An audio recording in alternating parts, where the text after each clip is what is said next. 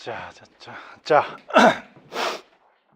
안녕하십니까. 민사입판 실무 기본입니다. 우리 민사입판 실무는 저랑 이제 기본하고 뭐 이렇게 심화 두 개로 찢어놨어요. 이유는 그 기본하고 심화 사이에 수업이 있기 때문입니다. 수업이 제일 중요하기 때문에 그래요.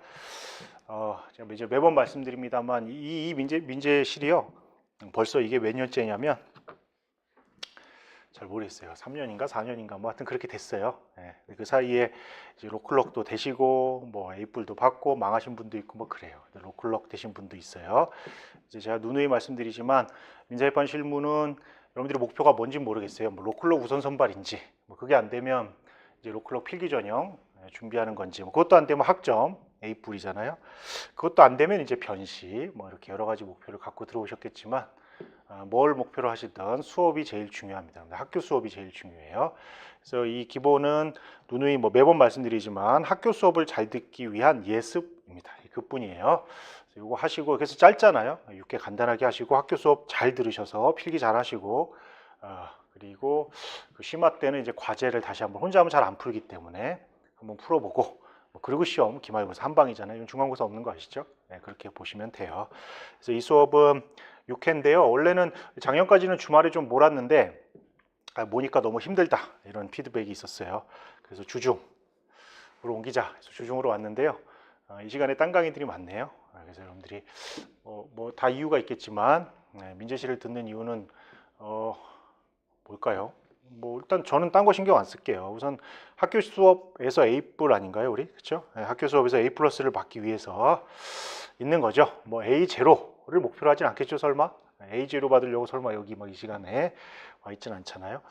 제가 이제 경험을 해보니까 또 많은 분들을 만나보다 보니까 학교 수업에서 A+를 받는 방법은 간단합니다. 그냥 다 쓰면 돼요. 다 잘 쓰면 뭐 당연히 말할 것도 없지만 다 잘 쓰지 못해도 다 쓰면 A+입니다. 다 쓰면 다 쓰는 게 생각보다 어려워요. 다 쓴다는 말은 되게 뭐 이렇게 생각하면 되게 쉬운데요. 욕심을 내면 안 돼요, 여러분들. 욕심을. 우리는 민재 문제는 형제 이제 보셨잖아요. 형제보다도 시간이 좀 더 부족해요. 그러다 보면 내가 아는 부분, 앞부분에 그게 기록형이든 사례형이든 아는 부분이 있다고 욕심을 내는 순간 뒤에 게 이제 날아가게 돼요.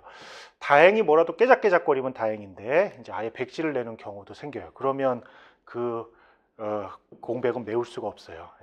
그래서 아는 거 욕심내지 마시고 과감하게 좀 제끼시고 다 쓰면 여러분들 A+입니다. 정말 다 건들면.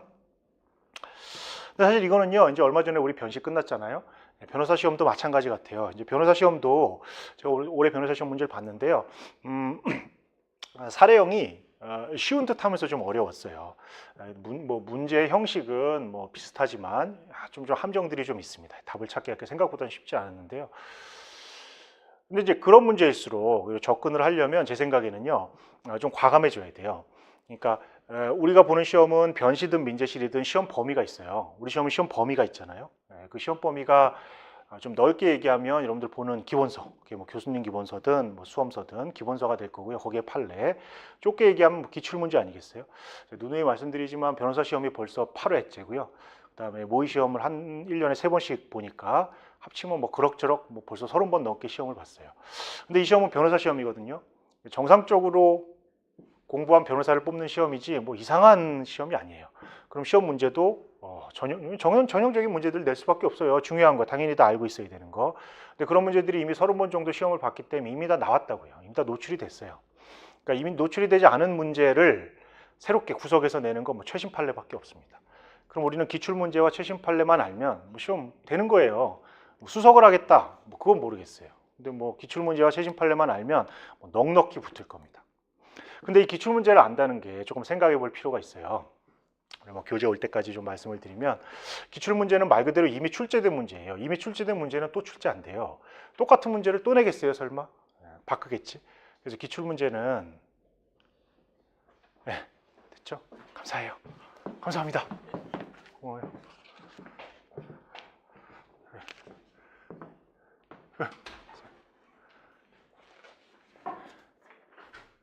그래서 아니요, 필요 없어요. 그래서 이미 출제된 문제는 또 출제 안 되는 거예요. 여러분들의 문제는 변호사 시험장 가서 내년이죠. 내년 맞죠? 내년에 변호사 시험장 가서 문제를 푸시는 거지 이미 출제된 문제를 풀어서 뭐예요? 이미 출제됐는데 뭐 점수 주나요? 기출문제를 공부하는 이유는 문제를 푸는 게 목적이 아니고요. 어떤 문제가 나왔는지 쟁점을 숙지하는 거잖아요. 왜냐하면 그 쟁점이 중요한 쟁점이고요. 그걸 또 낸다니까요. 문제만 달리할 뿐이에요. 쟁점은 또 나와요. 기출되지 않았던 쟁점에서 내기도 쉽지 않아요. 이제 시험이 너무 많이 나왔기 때문에. 우리 1회 변시가 아니잖아요. 그렇죠? 그래서 기출 문제를 우리 본다는 의미는 문제에서 출제됐던 쟁점을 정확하게 이해하고 정리하고 암기해 놓는 게 목적입니다. 문제 푸는 건 시험장 가서 푸세요. 시험장 가서. 그러니까 기출 문제집을 놓고 안 풀리는데 어떡하죠? 뭐 의미가 없어요. 안 풀리면 뭐 어쩌고 안 풀리면 상관없어요. 우리 그 문제 그 문제 푼다고 점수 안 줘요. 그냥 쟁점을 빨리 정리하셔야죠. 그래서 제 생각에는 얼마 전에도 그런 얘기를 잠깐 들었는데요. 사례집을 공부하실 때 여러분들 문제를 읽고 해설을 보는 게 일반적인 공부 순서예요. 근데 제 생각에는요, 해설을 먼저 읽고 그리고 문제를 보시는 게 나을 것 같아요. 왜냐면 해설을 먼저 읽고 어떤 쟁점인지 알아야 문제를 보면 보이거든요. 그리고 이제 한번 정리하실 때는 다시 해설을 왔다가, 그러니까 해설 문제 이렇게 하면 되지 않겠어요? 그래서 기출 문제는 해설을 위주로 공부하시는 거지 뭐 문제를 푸는 게 아니라는 게 제 생각입니다. 근데 함정이 있어요. 이제 그렇게 나이브하게 공부하면 기출 문제 공부한 게 아니죠. 기출 문제는요, 각각의 문제마다 쟁점이 있어요. 그 쟁점을 굉장히 짧게 날카롭게 정리하셔야 돼요. 예를 들어서 제가 이거 어제 문자로 질문 받았던 건데요. 그냥 말로 할게요. 예컨대 여러분들 변제자 대위. 변제자 대위는 변제한 사람이 채권자를 대위할 수 있다는 법리예요. 이유는 우리 변제할 정당한 이익자, 법정 대위만 예로 들면 채무자 대신 돈을 갚은 사람이 채무자 대신 돈을 갚았기 때문에 구상권이라는 걸 갖잖아요. 근데 그건 채권에 불과하기 때문에 구상권을 담보하기 위해서 채권자의 지위를 대신 준다고요. 법정 대위, 변제자 대위예요. 근데 이 채권자의 자리는 하나거든요. 하나. 채권자가 앉을 의자는 하나밖에 없잖아요. 근데 여러 명이 변제를 했을 때, 그게 물상보증인이든 보증인이든 제3취득자든 여러 명이 변제를 했다면 채권자 자리는 하나인데 지금 대위하고 싶은 사람은 여러 명이잖아요. 누가 들어갈 것이냐와 관련해서 482조, 483조가 있어요. 483조는 채권자가 아직 다 만족을 얻지 못했을 때의 얘기고요. 482조는 만족을 다 얻었을 때의 얘기예요. 482조만 생각해 보면 1호부터 5호까지 기준이 있어요. 거기 보면 이제 뭐 보증인과 제3취득자가 다툴 때, 그다음에 뭐 제3취득자끼리 다툴 때, 물보끼리 다툴 때, 보증인과 물보가 다툴 때 뭐 이렇게 돼 있다고요. 거기에 그 제3취득자 쪽을 생각해 보세요. 이 제3취득자는요, 원래 전세권이나 저당권에 설정된 물건을 산 사람이에요. 조문에 그렇게 돼 있어요. 근데 통상 우리가 채무자가 설정한 전세권이나 저당권에 설정된 물건을 산 사람을 제3취득자라고 하는데요. 물상보증인이 설정한, 그렇죠? 물상보증인으로부터 취득한 사람을 물보로 볼지, 제3취득자로 볼지 이런 문제가 있잖아요. 그렇죠?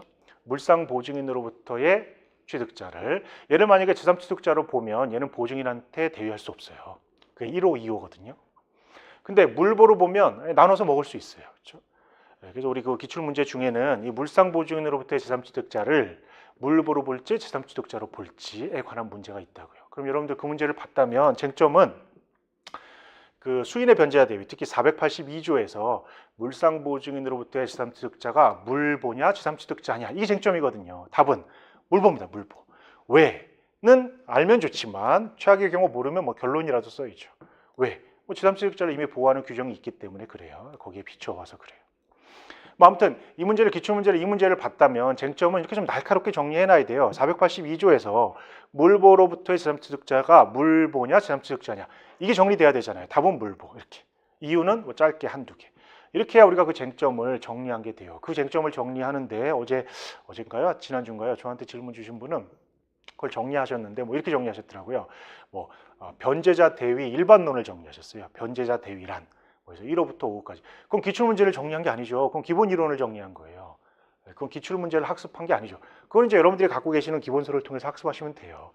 기출문제를 본다는 건 여러분들이 알고 계시는 이론 중에 출제된 쟁점을 좀 날카롭게 짧게 정리해놔야 됩니다. 그럼 제 생각에는 기출쟁점 다 합쳐봤자, 민법민소 다 털어봤자 뭐 한 200개 되나요? 뭐 200개, 250개? 뭐 그 정도만 알면 돼요. 그렇죠? 그럼 기출문제는 다 아는 거잖아요. 굉장히 짧게 3-4줄 정도로. 그리고 최신 판례. 뭐 그 정도면 뭐 그렇죠. 거기서 안 나왔는데요. 그냥 안 푸시면 되잖아요. 그래도 충분히 붙어요.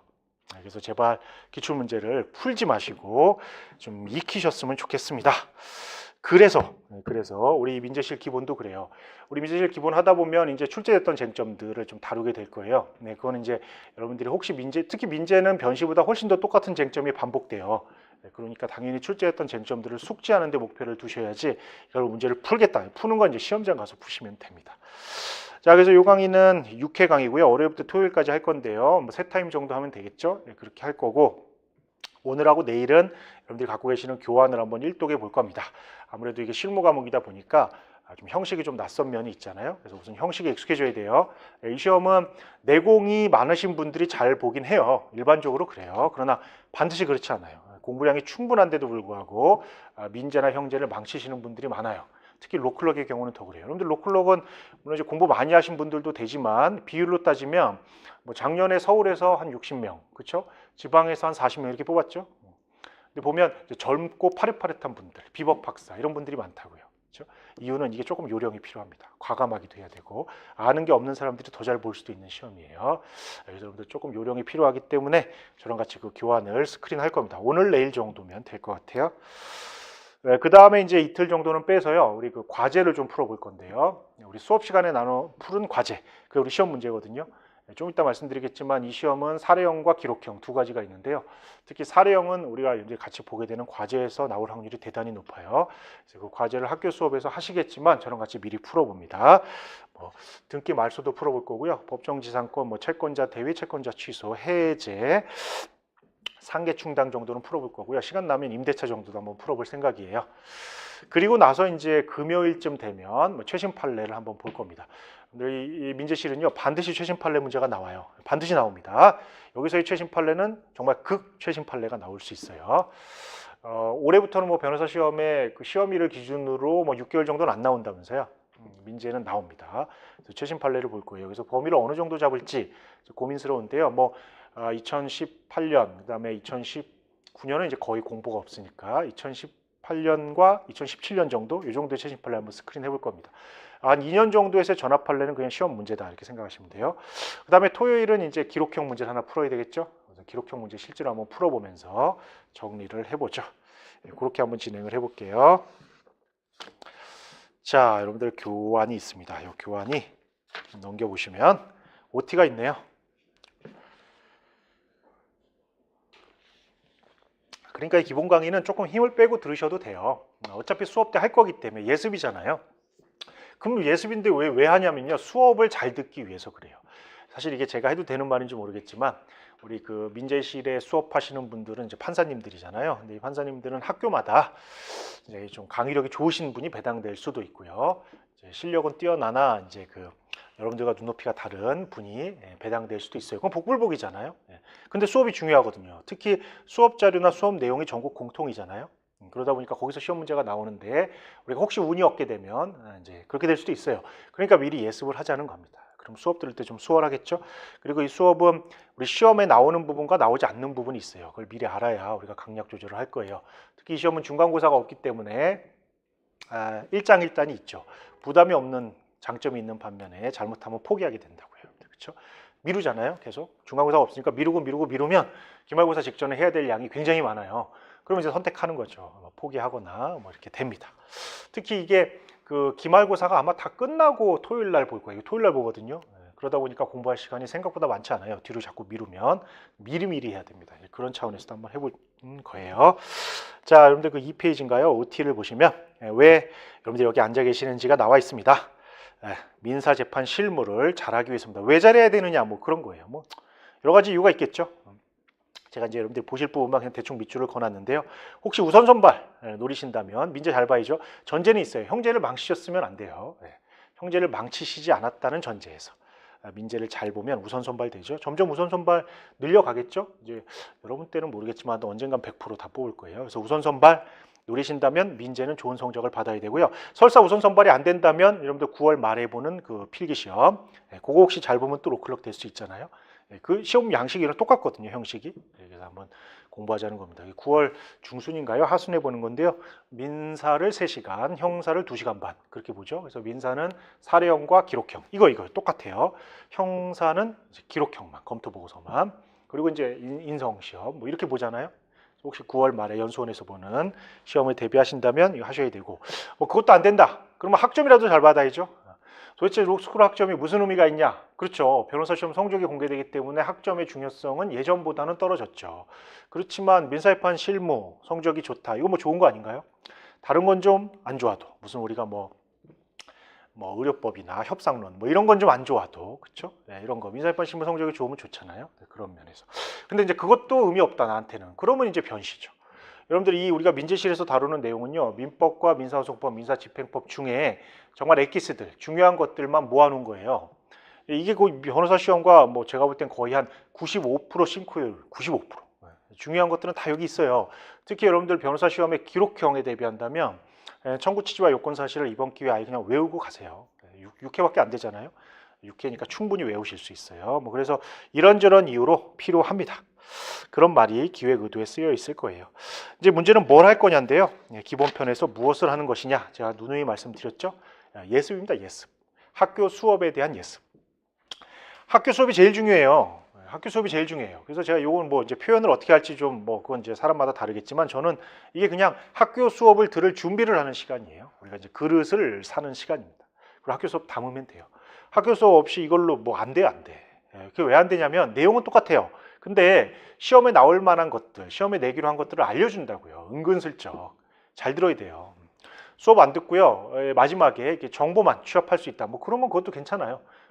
판사님이 은근슬쩍 해준 중요하다고 해준 판례들을 다 우리가 모을 수만 있다면 뭐 좋죠. 근데 그런 게 아니라면 수업을 잘 들어야 돼요.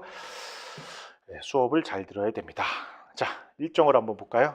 제가 말씀드렸지만 이 강의는요, 그릇을 만드는 거고요. 그 다음에 학교 수업을 잘 들으세요. 그 다음에 5월 맞죠? 5월쯤에 심화를 하고요. 한번 그때 연습을 할 거예요. 근데 과제를 한번 풀어볼 거고요. 기말고사 보시면 되겠습니다. 그 다음에 이제 로클럽 공부하시고 싶은 분들은 하시면 되죠. 자, 이제 본격적으로 우리가 민재실이 뭔지는 좀 알고 들어갑시다. 민재실, 뭐 연수원에서는 민재 뭐 이렇게 부르던데요. 원래 이게 연수원 과목인 거 아시죠? 연수원에서 나온 과목이에요. 형제를 듣고 오셨으니까 다 아실 거예요. 원래 이게 연수원 민재는 판결문을 쓰는 방법을 배우는 과목이에요. 그렇죠? 판결문을 쓰는 방법. 근데 우리는 판결문을 쓰진 않습니다. 우리 시험에서는 검토 보고서라는 걸 쓰고요. 그건 이제 형제할 때 보셨잖아요. 판결문의 초안이에요. 내용은 거의 비슷하지만 형식이 좀 다르죠. 변호사 시험은요, 소장을 쓰죠. 그래서 소장과 검토 보고서와 판결문 시간 순서대로 그렇게 되지 않겠어요? 뭐가 제일 어렵냐? 제 생각엔 소장이 제일 어려워요. 왜냐하면 판결문은 뭐 어차피 우리의 논외니까 상관없고요. 검토 보고서만 예를 들면 검토 보고서는 민재 문제를 보신 분들은 알겠지만 어느 정도 힌트들이 다 있어요. 기록에. 그걸 얼마나 빨리 쓰느냐, 또 얼마나 빠짐없이 쓰느냐, 얼마나 이제 판례 법리에 맞춰서 판단할 수 있느냐, 뭐 이 정도를 테스트하는 시험이에요. 근데 우리 변호사 시험의 기록형은요, 0에서 시작해야 됩니다. 0에서. 그래서 잘못하면 딴 거 쓰죠. 딴 거. 이제 올해 시험 같이만 나와주면, 올해 시험은 사실 그렇게 어렵진 않았거든요. 올해 시험은 함정이 그렇게 많지는 않았어요. 올해 시험 같이만 나와주면 뭐 모르겠어요. 또 그런 시험일수록 또 남들이 다 잘 쓰기 때문에 내가 망하면 이제 큰일 나는 거죠. 근데 어쨌든 그래서 변호사 시험보다 훨씬 제 생각엔 쉽습니다. 익숙해지기만 하면. 공통점도 많죠. 그러니까 무슨 말이냐면 근데 이제 뭐 많이 쓰셨겠지만 소장은요, 청구 취지와 그다음에 청구 원인으로 구성되어 있어요. 그렇죠? 여러분들 판결문은요, 주문과 그다음에 이유로 구성되어 있어요. 그다음에 이제 여러분들이 시험을 보셔야 되는 검토 보고서요. 검토 보고서는 결론과 논거로 구성이 되어 있습니다. 뭐 딱 봐도 이게 매칭되는 거 아시겠죠? 그래서 여러분들이 변호사 시험에 쓰는 소장도 청구 취지라는 이 우리가 청구하는 거에 결론부터 쓰시는 거고요. 검토 보고서도 당연히 결론부터 쓰시고요. 판결문도 결론인 주문부터 쓰는 거예요. 그래서 이제 여러분들은 지금도 그렇지만 이제 시험 합격하시고 여러분들 이제 실무에 나가셔도 항상 결론부터 법정에 나가셔서도 결론부터 왜인지는 나중 문제. 우린 결론이 맞아야 돼요. 결론이 중요합니다. 제가 뭐 딴 수업에서도 말씀드렸지만 이제 여러분들이랑 의사를 생각해 보시면 돼요. 여러분들이 나가서 하실 일이나 뭐 의사가 하는 일이나 똑같은 거 아니겠어요? 결론이 좋아야 된다니까요. 과정이 아름다운 거 필요 없어요.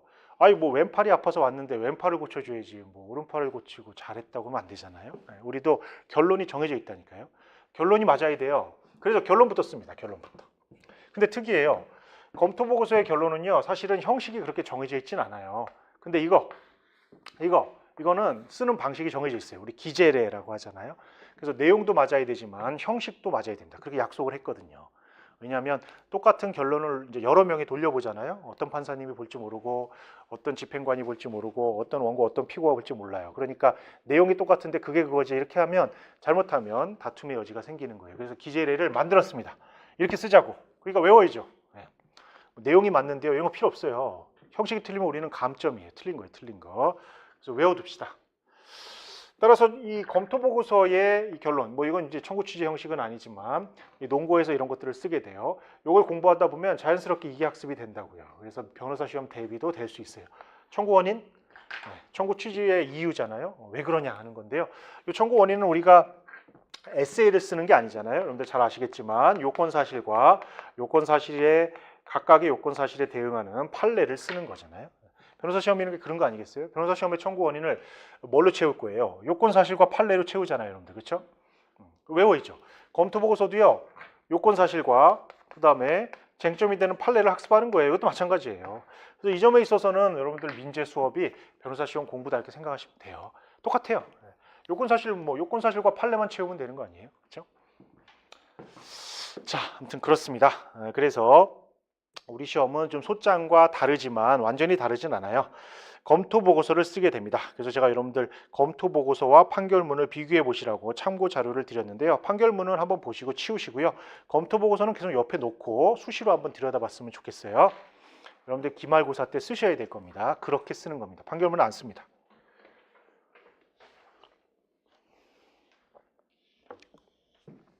그래서 가급적 좀 들고 다니셨으면 좋겠어요. 이제 수업 시 할 거지만 이제 제가 들고 다니면서 수시로 좀 보는 게 좋지 않냐라는 말씀은요. 이건 뭐 변호사 시험도 마찬가지예요. 변호사 시험의 기록형 자주 써봐라. 좋죠. 쓰면 좋죠. 누가 뭐 거기에 대해서 이론이 어디 있겠어요. 자주 써보면 좋죠. 근데 변호사 시험 기록형 한번 쓰고 나면요. 그날 공부하실 수 있어요? 좀 힘들지 않나요? 한번 쓰는 게 생각보다 쉽진 않아요. 왜냐하면 뭐 책상에 앉아서 시험 시간도 길잖아요. 3시간이나 써야 되고 뭐 짐 빠진다고요. 제 생각에는요. 그렇게 한번 쓸 바에는 차라리 5번 읽는 게 낫겠다는 생각도 들어요. 물론 이제 진지하게 한번 해설을 공부하신 다음에 그 다음부터는 5번 정도 읽어보면 한 번 쓴 거 이상의 효과가 있거든요. 그런데 체력 소모는 쓰는 것보다 덜 하거든요. 물론 써야 기억이 나지 5번 읽으면 한 번 쓴 거랑 비슷하지 않나요? 제 생각은 그런데요. 그래서 자꾸 갖고 다니면서 좀 읽어보시라는 거예요. 근데 아무것도 내용 학습 없이 그냥 읽으면요. 그냥 날아가요. 한 번은 진지하게는 한번 공부해 보셔야 돼요. 밑줄이라도 그으면서. 그 다음부터는 이제 자주 읽는 거죠. 자주 읽는 게 효과가 되게 좋아요. 그러면 실제 시험장에서 쓰다 보면 읽었던 기억들이 갑자기 떠오를 때가 있어요. 도움이 될 겁니다. 그리고 우리가 자주 읽으면요. 그런 게 있어요. 자주 읽었는데 모범답안을 물론 읽어야 돼요. 모범답안이 아닌 걸 읽으면 안 됩니다. 모범답안을 자주 읽다 보면 내가 모범답안처럼 쓰지 않으면 왜 이렇게 뭔가 어색해서 펜이 더 이상 안 나가는 경우가 있어요. 그렇게 되면 여러분들 쉽게 답안을 쓸 수 있습니다. 마치 맞춤법 틀리면 찝찝한 것처럼 자주 읽으면 그렇게 됩니다. 자, 하여튼 그래서 무엇을 배우냐? 검토 보고서 쓰는 걸 배우는 거예요. 이거 이제 기말고사를 생각하는 거고요. 자, 교재는요. 여러분들 각자 보는 변호사 시험의 기본서는 당연히 갖고 있어야 돼요. 내용이 거의 똑같다니까요. 여기서 공부하는 내용이 변호사 시험 내용이에요. 그래서 각자 보시고 이 공식 교재가 있죠. 여러분들 공동 구매하게 될 교재예요. 돈 내고 이 정도를 구매하게 됩니다. 제가 박스 안에 넣어놨어요. 민사실무 2 연수원 교재예요. 그다음에 요건사실론. 요건사실론은 연수원 교재도 있어요. 얇은 거. 근데 굳이 그걸 볼 필요가 있을까요? 너무 어려워요. 설명이 없거든요. 여러분들 각자 보시는 요건사실론 교재. 프린트도 좋고요. 교재도 좋고. 그다음에 민사실무 수습기록 1이라고 그래서요. 여러분들 그 기록형 문제만 담겨 있는 책이 있습니다. 2도 있지만. 그 다음에 예전에는 이걸 PPT로 그냥 띄워놨는데요. 이제 이거 책으로 내고 있죠. 강의 노트라고 그래서요. 형제에서도 나오나요? 하여튼 강의 노트. 중요합니다. 이게 제일 중요하죠. 그 다음에 이제 수업 시간에 나눠주는 찌라시들이 있어요. 과제, 사례 연구 등등등. 이게 제일 중요하죠. 그래서 이 중에서 제일 중요한 게 뭐냐? 그러면 4번, 5번입니다. 시험, 민재 시험만 생각한다면 4번, 5번이 제일 중요해요. 3번. 이건 이제 검토 보고서 작성하기 위한 기록이기 때문에 그냥 보시면 되고 2번. 이거는 이제 뭐 변호사 시험 할 때 하셔야죠. 굳이 여기서 따로 할 건 없어요. 변호사 시험 공부다 생각하시고 1번. 요거는 조금 딜레마가 있어요. 원래 민사실무2는 이제 연수원 교재이기 때문에 판결문을 작성하는 방법들이 담겨 있어요. 우리 시험 우리랑 좀 안 맞죠. 그래도 우리 시험이랑 차라리 맞는 건 민사실무 1이죠. 그건 이제 변호사 시험에 소장을 작성하는 민사 변호사 실무이기 때문에 필요합니다. 어쨌든 제일 중요한 건 4번, 5번이에요. 4번, 5번. 근데 나는 시간이 남는다. 아니죠. 시간이 안 남아도 밑에 있는 그 2번, 최근 3년분의 전압 판결은 좀 보셔야 됩니다. 시험 문제다 이렇게 생각해야 돼요. 꼭 보시고 나머지 1번, 3번은 시간이 남으면 보시고요. 근데 나는 로클럭이 돼야 되겠다 라고 하시면 밑에 있는 박스도 보면 좋지요. 쉽진 않겠죠? 보면 좋습니다. 이런 것들을 가지고 우리가 수업을 진행할 거예요. 어떻게 진행되느냐? 뭐 형제 들어보셨으니까 알죠? 판사님이 하시고요. 수업 자료는 공통이고요. 과제를 내주고 강평하고 뭐 이렇게 진행이 됩니다. 어떤 판사님이 걸릴지는 뭐 복불복입니다.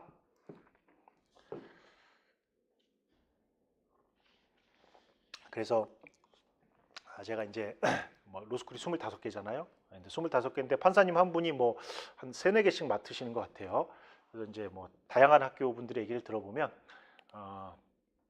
되게 만족해하는. 우리가 이제 판사님이 수업을 하시면 이제 어느 정도 환상이 있어요. 수업을 들으면 저분은 뭐 오류가 없을 거다는 환상이 있습니다. 실제로도 판사님들은 뭐 굉장히 똑똑하신 분들이잖아요. 하여튼 좀 특별한 사람들이 해야 될 것 같긴 해요 보면.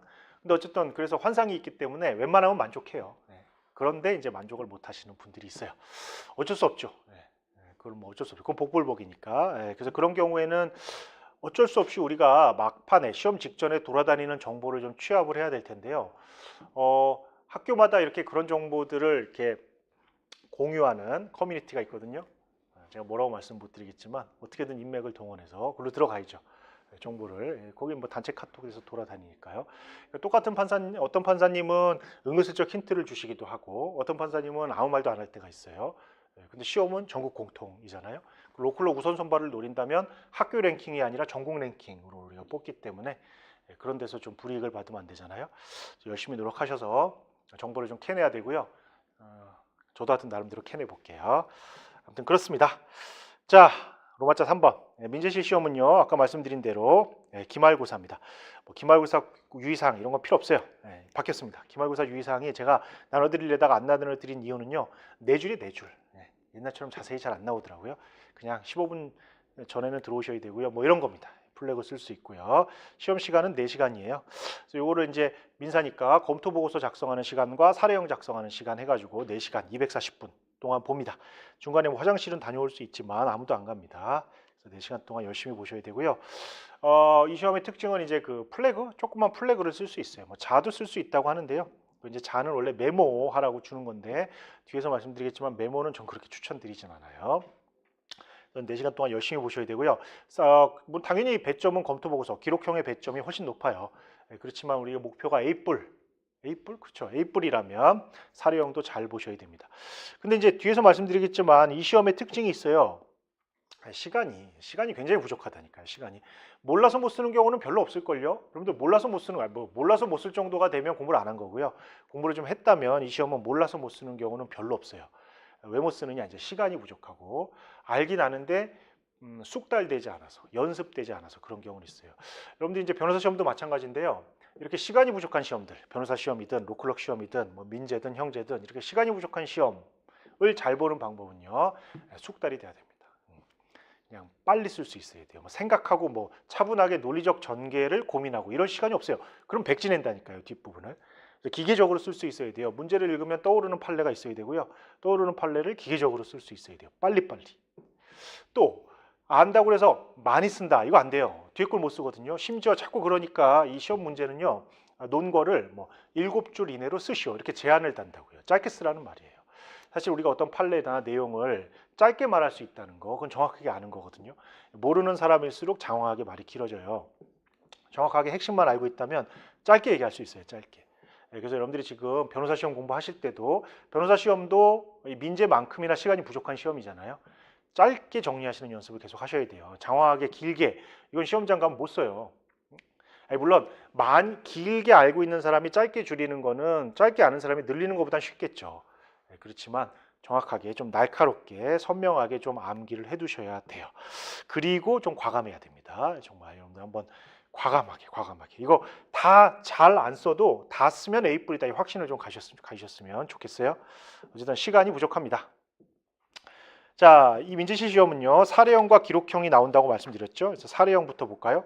6페이지 2번 사례형.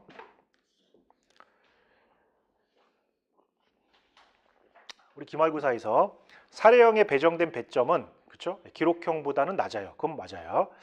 그렇지만 사례형을 망쳤다.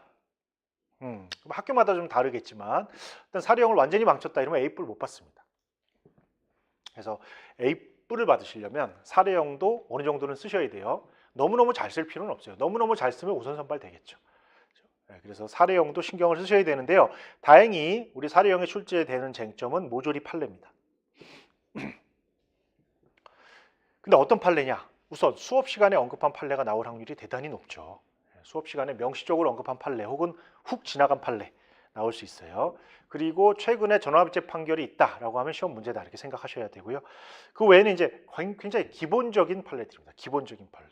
물론 이제 기본적이라는 기준이 사람마다 다를 수는 있어요. 근데 누가 봐도 나올 만한 판례입니다. 구속에 있는 판례 이런 거 안 나와요. 따라서 이 부분은 사례형 대비하는 방법은 제 생각에는 완전히 변시와 똑같아요. 그냥 변시 공부한다 생각하시면 되고요. 변호사 시험에 나올 만한 판례들이 여기도 나와요. 그래서 그런 마음으로 보시면 됩니다. 특히 이 시험이 6월에 보기 때문에 최신 판례도 당연히 변호사 시험의 시험 범위죠. 그러니까 그런 의미로 보시면 돼요. 그냥 변호사 시험 공부한다 이렇게 생각하시면 되고요. 어쨌든 그렇게 됩니다. 자, 다음 페이지에 보시면 근데 여기는 조금 생각해 봐야 돼요. 우리 기말고사의 사례형 문제의 유형이 두 가지가 있어요. 하나는 주문을 기재하는 문제가 있고요. 또 하나는 결론과 근거를 쓰라는 문제가 있어요. 주문을 기재하는 문제 나중에 한번 풀어볼 건데요. 결론만 쓰라는 거예요. 결론만. 결론만 쓰는 겁니다. 이유는요. 여러분들 머릿속에서 생각해서 결론만 쓰는 거예요. 이 주문을 쓰려면 두 가지를 해결해야 되는데요. 첫 번째는 문제를 풀어낼 수 있어야 되기 때문에 좀 일단 내용을 알아야 되고요. 내용만 안다고 해서 이 문제를 맞출 수 있냐? 그렇지 않아요. 주문의 형식을 또 알아야 되거든요. 근데 이 주문의 형식이 다행히 여러분들 청구 취지에서 학습하시는 거예요. 따라서 변호사 시험의 기록형 시험과 뭐 그렇게 크게 벗어나 있지 않아요. 뭐 한두 포인트 정도만 다를 뿐이에요. 그렇죠? 그래서 주문 기재형을 변호사 시험 공부한다는 식으로 이렇게 하시면 되고요. 결론과 근거는 뭐 완전히 변시의 형식입니다. 다만 근거를 간략하게 써야 된다는 걸 잊지 마세요. 시간이 부족해요. 그래서 자꾸 변호사 시험도 좀 짧게 쓰는 연습을 하셨으면 좋겠어요. 밑줄도 좀 짧게 핵심만. 그것도 결론부터. 그래서 뭐 판례를 정리하실 때도 결론부터 우선 이유하고 따라서 뭐 이렇게 하지 마시고요. 결론부터. 어떤 질문, 그 쟁점은 결국 어떤 질문이잖아요. 되니 안 되니. 우리 아까 얘기했던 거. 물상보증인으로부터의 제3취득자가 물본이 제3취득자니 이 질문이잖아요. 답부터 물보다 이게 답 그것부터 알아야 돼요. 그 다음에 왜? 짧게 한두 가지 정도만. 하나를 외웠다가 혹시 생각 안 나면 못 쓰니까 두 개 정도만. 그럼 하나 기억 안 나면 하나만. 그래서 항상 결론부터 정리하는 습관을 좀 들이셨으면 좋겠어요. 근거는 최대한 짧게. 그래야 여러분들 날카로워집니다. 지식이. 자, 그래서 뭐 주문이든 결론 근거형이든 중요한 건 밑에 있는 박스처럼 판례입니다. 판례. 여러분들 판례가 머릿속에 떠올라야 돼요. 판례가 머릿속에 떠오르지 않으면 이제 횡설수설하게 되고요. 뭐 에세이 쓰게 되고 점수를 주긴 주겠지만 좋은 점수는 못 받을 거예요. 그래서 관련 판례가 떠올라야 되고요. 이거는 이제 민재 공부가 아니라 사실은 변호사 시험 공부죠. 그래서 관련 판례를 떠올리는 게 핵심입니다. 다만 이제 나중에 좀 구경을 하시겠지만 민재실의 사례 문제는요. 문제 양이 그렇게 짧지는 않아요. 물론 짧은 건 짧아요. 근데 긴 거는 거의 한 페이지를 넘어가기 때문에 사실관계를 빨리 읽는 연습을 해야 되는데요. 글쎄요, 이건 사람마다 다르겠지만 웬만한 사람은 문제 한 번 읽고 확 정리되지 않지 않나요? 문제 한 번 읽으면서 사실관계가 다 정리돼서 바로 답을 쓸 수 있게 되는 사람도 있겠죠, 물론. 근데 저도 그게 잘 안 되거든요. 저도 문제를 두 번 정도는 읽어요. 다만 첫 번째 읽을 때 드는 시간이 10이라고 하면 두 번째는 진짜 4 정도만 한 번 더 읽을 수 있어요. 두 번 읽는 게 안전하지 않나요? 어떻게 한 번 읽고 바로 답을 쓰죠? 그래서 저 같은 경우는 이 민재도 그렇고요, 로클럭도 그렇고, 뭐 변호사 시험도 그렇게 했어요. 문제를 어떻게 푸냐면 우선은 처음에 읽을 때는요, 뭐 날짜 이런 거 안 봅니다. 그거 봐서 뭐 어차피 기억나요? 메모한다고 그러는데 그게 무슨 의미인지 기억이 나나요? 그래서 우선은 등장인물과 그 사람이 무슨 짓을 했는지만 보는 거죠. 누가 뭘 했는지만 일단 빨리 메모하는 거예요. 크게. 이제 그렇게 누가 뭘 했는지를 하다 보면 이제 스쳐가는 것들이 있어요. 시효취득. 소멸시효 뭐 이런 게 있어요. 그때는 날짜가 중요하니까 두 번째 보면서 날짜를 체크하는 거죠. 그래서 날짜 같은 것들은 체크하면서 봐야지 메모하면서 봐서 그게 무슨 의미가 있어요. 그러려면 그러니까 첫 번째 사실관계, 등장인물과 행동을 보면서 떠오르는 것들이 있어야 됩니다. 그게 이제 평소에 그걸 위해서 공부하는 거고요. 그걸 위해서 기출쟁점을 날카롭게 다듬어 두는 거예요. 어쨌든 판례가 떠올라야 돼요. 자, 기록형 문제. 네, 검토 보고서를 작성하는 겁니다. 네, 검토 보고서가 판결문과 뭐가 다른지는 짧게 말씀드렸고요. 나눠드린 검토 보고서를 수시로 보시면 되겠어요. 그런데 정말 강조하고 싶은 게 있어요. 민재를 잘 보시려면 내용만 신경 쓰셔서는 안 돼요. 형식도 중요합니다. 형식도. 변호사 시험의 소장은요. 물론 형식이 있어요. 그리고 그 형식을 맞춰줘야죠. 그런데 민재 검토 보고서처럼 중요하진 않아요. 그러나 민재실은요, 이 형식이 중요해요. 형식도 채점 대상이고요. 따라서 형식도 외워둬야 됩니다. 그래서 제가 밑에 정리했어요. 검토 보고서를 잘 쓰기 위해서 우리가 준비해야 될 내용은요, 요건 사실과 판례예요. 요건 사실과 판례. 그렇죠? 소장에서의 청구 원인, 검토 보고서에서의 논거, 판결문에서의 이유, 이거는요, 요건 사실과 판례, 사실과 판례, 사실과 법리 이 두 개만 쓰는 거거든요. 요건 사실이 아닌 걸 판단하고 있으면 감점이고요. 요건 사실인데 누락했다. 그럼 감점이죠. 그래서 이 두 개가 필요해요. 이게 우리가 갖춰야 될 내용입니다. 내용. 이건 변호사 시험 소장도 마찬가지예요. 그리고 형식. 이게 이제 민재에서의 특이한 거예요. 이걸 하셔야 돼요. 넘버링, 목차, 기재례, 그리고 주문의 형식. 이건 청구 취지죠. 결론을 내야 되니까 이 네 가지는 따로 여러분들이 준비를 해두셔야 돼요. 별거 아니에요. 뒤에 가서 제가 자세히 말씀드리나요? 넘버링은 뭐냐면요, 그냥 별거 아닌데 이 검토 보고서의 답안지를 쓰다 보면 자꾸 이렇게 내가 앞에 그 넘버를 어떻게 잡느냐가 자꾸 헷갈릴 때가 있어요. 그래서 자꾸 앞에를 다시 확인하고 뒤로 오고 막 이런다고요. 형제에서 경험 안 해보셨나요? 그럼 시간이 가요. 그러니까 이 넘버를 잡는 것도 여러분들이 그냥 미리 외우고 가자고요. 옆에 메모 뭐 3번인가요? 메모 3번에 제가 이렇게 정리했는데요. 그냥 이렇게, 그죠? 1번, 가번, 뭐 양가로 1번, 뭐 등등등 이렇게 그렇게 하자고요. 그렇게 그냥 이렇게 하세요. 뭐 의문을 갖지 마시고 우리 이렇게 합시다. 그 다음에 목차는 뒤에 가서 좀 말씀드릴게요. 목차는 미리 외워두셔야 돼요. 목차를 미리 외우지 않고 가서 쓰겠다 이러면 시간이 없다니까요. 시간만 많으면 여러분들 하실 수 있어요. 충분히. 근데 시간이 없기 때문에 목차를 미리 외워두자고요. 목차를 미리 외워둬야 내용만 신경 쓸 수 있어요. 그래서 목차를 미리 외워둡시다. 뒤에 가서 한번 말씀드릴게요. 기재례 어디까지 외워야 되느냐? 뭐 다다익선이죠. 많이 외우면 외울수록 좋아요. 이건 소장도 마찬가지 아닌가요? 그런데 함정이 있어요. 우리 시험은 시간이 부족해요. 따라서 내가 완벽한 기재례를 논거에 쓰겠다라고 하는 순간 뒤에 걸 못 쓴다고요. 그래서 기재례 욕심은 좀 버리셨으면 좋겠고요. 이건 소장도 마찬가지예요. 소장의 청구 원인을 완벽한 기재례로 쓰겠다. 그래서 무슨 저기 그 기록형 문제집안 밑줄 그으면서 통으로 외우겠다. 이제 좋죠. 뭐 바람직한 자세긴 한데요. 그렇게 쓰는 순간 시간이 간다고요. 그래서 기재례는 너무 신경 안 쓰셨으면 좋겠어요. 저는 이건 변호사 시험도 마찬가지예요. 그냥 요건 사실을 판례에 버무린다 이렇게만 생각하셔도 될 것 같아요. 자, 주문의 형식, 즉 청구 취지 이건 외우셔야 돼요. 이건 어차피 변호사 시험 하실 때 하실 거잖아요. 외워야 됩니다. 자, 그래서 이런 것들 우리가 준비해야 돼요. 그래서 기록형 시험과 관련해서 검토 보고서 시험과 관련해서 여러분들이 꼭 기억하셔야 될 거는 그 세 번째 점과 네 번째 점 이 두 가지입니다. 꼭 한번 기억해 두세요. 그리고 누누이 말씀드렸죠. 시간이 부족하다고. 시간이 부족하기 때문에 다 쓰는 사람이 A뿔이에요.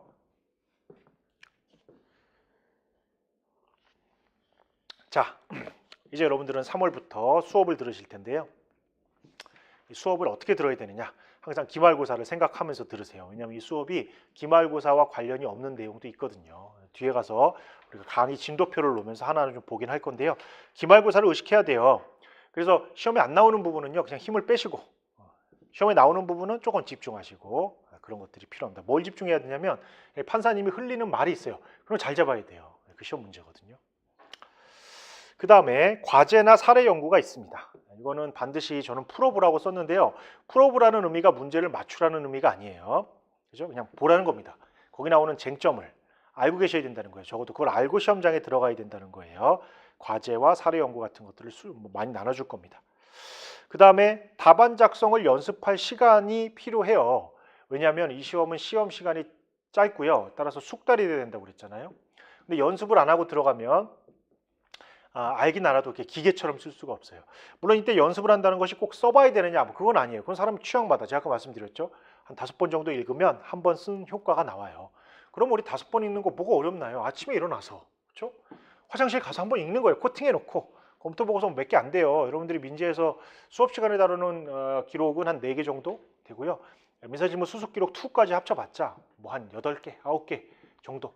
욕심내서 뭐 연수원, 지금 연수원이 없어졌지만 뭐 기록까지 다 본다고 해도 만 10 몇 개면 돼요. 10 몇 개 정도의 검토 보고서 그거 하루에 5번 읽는 거 뭐 어렵나요? 그죠? 아침에 일어나서 밥 먹기 전에 한 번, 점심 먹기 전에 한 번, 저녁 먹기 전에 한 번, 자기 전에 한 번 더 읽어야 되는데요. 새벽에 한 번, 뭐 어떤 이렇게 물 마시기 전에 한 번, 이게 5번. 금방 읽죠. 처음에는 시간이 좀 걸리지만 2번, 3번, 4번 이렇게 읽다 보면 정말 금방 읽는다니까요. 그러면 그 검토 보고서는 거의 외우게 될 거예요. 그러면 금방 씁니다. 따라서 숙달이 필요해요. 시간이 없기 때문에 그래요. 그런데 이거를 아무 생각 없이 수업을 따라가서 종강을 하면요, 여러분들 잘 아시겠지만 종강하고 우리는 바로 기말고사고요. 끝나고 나면 바로 이 민재 기말고사라고요. 따라서 그냥 수업 시간에 아무 생각 없이 따라가다 보면 혼자 연습할 수 있는 시간이 없어요. 수업 종강하고 기말고사를 본다니까요. 따라서 자체 종강을 해야 됩니다. 자체 종강. 한 2주 전쯤에 끝내놓고 나머지는 이제 계속 반복해야 됩니다. 자, 검토 보고서 자주 읽어보라는 말씀 드렸고요. 이건 변호사 시험도 마찬가지예요. 변호사 시험의 모범 소장을 자주 읽어보면 좋습니다. 한번 쓰는 게 힘드신 분들은 자주 읽어보셨으면 좋겠어요. 자, 로마자 4번. 이제 하나하나 볼까요? 기록형과 사례형을 나눠봅시다. 자, 기록형 시험은 검토 보고서를 쓰는 거예요. 배점이 큽니다. 그리고 이 유형이 여러분들 로클럭 시험에서 똑같은 유형이에요. 그래서 검토 보고서가 뭔지 알아야 되는데요. 제가 그 박스 안에 넣어놨어요. 판결문 초안이고 형식도 중요하다고 누누이 말씀드렸고요. 시간이 없기 때문에 반복해야 된다고 말씀드렸고, 동그라미 1번 결론이 맞아야 돼요. 결론이 틀리면 감점이 큽니다. 결론이 맞아야 돼요. 결론이. 이거 신경 쓰세요. 그리고 논거의 기재 순서가 있는데요. 그건 뒤에서 좀 말씀드릴게요. 형식과 관련이 돼 있어요. 판결문과 뭐가 다른지는 집에 가서 한번 심심하면 보시죠. 그나마 여러분들이 아직 기억에 살아있는 건 형제잖아요. 형제 시험 본 지 얼마 안 됐잖아요. 형사입헌 실무 한번 비교해 보자고요. 이 표에서 형제 시에서 여러분들 결론 기억나세요? 공소기각, 면소, 유죄, 무죄 아닌가요? 그렇죠? 그래서 무명공이니까 무죄, 면소, 공소기각, 유죄 뭐 이거 아닌가요? 골고루 나오지 않나요? 그래서 뭐 공소기각에서 몇 가지 사유, 면소에도 몇 가지 사유, 뭐 무죄는 전단 후단, 유죄도 진짜 유죄, 축소사실, 뭐 자백 보강 뭐 이렇게 골고루 나오잖아요. 그거를 민재하고 한번 비교해 보자고요. 여러분들 형제에서 공소기각이나 면소 같은 것도 우리 형식 판결이라고 하잖아요. 증거 안 보잖아요. 물론 이거와 무죄가 중복될 수도 있지만 증거 안 봐요. 이 민재에도 이렇게 증거 안 보고 법리로 깨는 게 있어요. 뭐 그런 것들이 이제 수리 본안전항변에서 각하되는 사유들인데요. 반드시 그런 건 아니지만 본안전항변 각하 사유는 대부분 판례입니다. 증거, 사실 인정이 필요가 없는 경우가 많아요. 그리고 형제에서 전단 무죄는 판례잖아요. 그렇죠? 공사실이 다 맞다고 해도 무죄잖아요. 이것도 역시 판례죠. 그래서 우리 민재도 오로지 판례로만 배척하는 게 있어요. 이게 항변 유사 주장이라고 그래서요. 네 말이 다 맞다고 해도 말이 안 되는 게 있어요. 이런 것들이 있습니다. 민재에도. 나머지 후단 무죄나 유죄 뭐 이런 것들은 우리가 다 사실 인정을 통해서 결론을 내리잖아요. 마찬가지 민재에서도 기각, 인용 이렇게 사실 인정을 통해서 되는 것들이 있어요. 비슷합니다. 무슨 말인지는 이제 민재 검토 보고서를 좀 보고 나면 이제 익숙해질 거예요. 됐죠? 네. 자, 어디까지 봐야 되나요? 지금 15분이니까 한 페이지만 더 볼까요? 검토 보고서 작성 방법. 자, 검토 보고서는요, 여러분들 제가 갖고 다니면서 좀 보시라고 그랬죠? 형식적 기재사항, 결론, 논거 이렇게 세 가지로, 세 덩어리로 구성되어 있어요. 형식적 기재사항, 결론, 논거. 형식적 기재사항은 신경 쓰지 않아도 됩니다. 여러분들 시험 문제 보통 생략하라고 하기 때문에 안 써도 돼요. 다만 이제 변호사 시험을 공부하셔야 되니까 어차피 당사자의 기재 방법 뭐 이런 거나 좀 보시면 되겠죠? 변호사 시험에서는 써야 되잖아요. 그래서 형식적 기재사항은 신경 안 써도 되고요. 결론, 이건 써야 됩니다. 이게 주문에 대응하는 부분이고요. 배점이 커요. 마치 우리 소장에서 청구 취지의 배점이 큰 것처럼 여기도 결론이 중요합니다. 이 결론의 유형은요, 세 가지밖에 없어요. 각하, 인용, 기각입니다. 청구별로예요. 당연히 청구별로 각하, 인용, 기각이에요. 순서도 이렇게 각하, 인용, 기각 순서대로 써야 됩니다. 각하, 인용, 기각 순서예요. 그래서 소각하 혹은 소중에서 무슨 청구 부분 각하, 그 다음에 인용. 인용은 당연히 전부 인용, 일부 인용이 있겠죠. 기각도 전부 기각, 일부 기각이 있겠죠. 그러면 하나, 둘, 셋, 넷, 5개 중에 하나입니다. 결론은 이 5개 중에 하나예요. 근데 여러분들 메모에 보면 제가 그런 말 있죠. 일부 인용의 경우에는 인용되는 부분에 주문을 쓰라는 말이 있죠. 그렇죠? 네, 일부 인용, 딴 데는 안 쓰는데요. 일부 인용의 경우에는 인용되는 부분에 주문을 쓰도록 되어 있어요. 됐죠? 네. 자, 그럼 이제 결론 부분 하나씩 해보는 거예요. 각하, 인용, 기각 이렇게 하나씩 해보자고요. 그래서 이제 처음에 각하 부분을 하려고 합니다. 자, 여러분들 각하는요, 잘 아시죠? 민사소송법 앞에서 배우는 소송 요건이에요. 소송 요건을 결한 경우가 각하입니다. 소송 요건을 결하게 되는 경우는 이제 법원 쪽에 문제가 있는 경우와 당사자 쪽에 문제가 있는 경우와 우리 혹은 소송물 쪽에 문제가 있는 경우가 있잖아요. 그래서 이 소송 요건이 흠결됐을 때 우리가 소각하라고 하게 되는데요. 조심하셔야 돼요. 제가 11페이지에 적어놨지만 소송 요건이 흠결됐다고 피고가 항변하면 우리가 본안전항변이라고 하거든요. 당연히 판단해 줘야 돼요. 피고가 본안전항변을 하게 되면 반드시 언급을 해야 됩니다. 별도의 목차를 잡아서 본안전항변에 대한 판단을 해주셔야 돼요. 아까 제가 각하는 사실인정보다 법리, 판례로 끝낸다고 그랬죠? 반드시 판례 얘기를 써주셔야 돼요. 그런데 피고가 본안전항변을 하지 않아요. 근데 여러분들이 기록을 보니까 민재의 기록은요, 아시죠? 소장부터 시작이에요. 변호사 시험은요, 소장에서 끝나요. 민재는요, 소장부터 시작입니다. 기록이 첫 페이지가 소장이에요. 그래서 소장이나 뭐 준비서민이나 이런 걸 읽다가 피고가 본안전항변을 하지 않아요. 그런데 읽다 보니까 각하 사유가 보여요. 그럼 판단해 줘야 됩니다. 왜냐하면 소송 요건은 직권조사 사항이잖아요. 정리. 이 소각하, 이게 소송 요건 흠결을 판단하는 건데요. 피고가 본안전항변을 하면 별도의 목차를 잡아서 판단해 주시고, 본안전항변이 없더라도 소송 요건 결여에 의심이 들면 직권 판단해서 써주셔야 돼요. 소송 요건 흠결이 없으면 안 써줍니다. 흠결이 없으면 굳이 써주진 않아요. 자, 그런데 이렇게 그냥 추상적으로 알고 계셔서는 실제에서 문제 풀 때 시간이 가거든요. 왜냐하면 우리 기록시험도 마찬가지지만 변호사 시험의 기록도 마찬가지지만 민재실도요. 적극적으로 찾겠다고 달려들 때 우리가 답안을 쓸 수 있는 것이지 한글 한 장 한 장 넘기면서 문제를 풀겠다 이러면 시간도 가고요. 정확하게 찾을 수 쓸 수 없어요. 미리 예단을 가지고 답을 찾는 거예요. 기록시험은. 그렇지 않나요? 생각 한번 해보세요. 여러분들이 변호사가 됐어요. 그렇죠? 의뢰인이 상담을 왔다고 해볼까요? 그럼 이제 테이블에 마주 앉아서 의뢰인이 뭘 잔뜩 들고 와요. 물론 그냥 오는 의뢰인도 있지만 미팅을 잡고 오면 서류를 다 갖고 온다고요. 그럼 먼저 의뢰인 말을 듣잖아요. 뭐라고 계속 해요. 뭐거나 좀 창 얘기하면 여러분들 메모하죠. 그러고 나서 뭐예요? 갖고 온 서류 중에서 이 의뢰인의 말에 맞는 것들을 한번 이렇게 찾아보잖아요. 우리가 한 장 한 장 넘기면서 의뢰인을 추궁하나요? 그렇진 않잖아요. 우리 뭐 수사하나요? 그렇지 않아요. 그러니까 미리 예단을 가지고 기록을 찾는 거예요. 기록을 보면서 푸는 게 아니죠. 그러려면 이 소각하 사유 같은 것들이 여러분들 머릿속에 미리 정리가 돼 있어야 돼요. 그래서 이 기록 중에 혹시 소각하 사유가 있는지를 찾아야죠. 이건 변호사 시험도 마찬가지예요. 따라서 자주 출제되는 각하 유형을 한번 정리를 해봤는데요. 그거를 우리 잠깐 쉬었다가 한번 해볼까요? 잠깐 쉬었다가 12페이지부터 보겠습니다.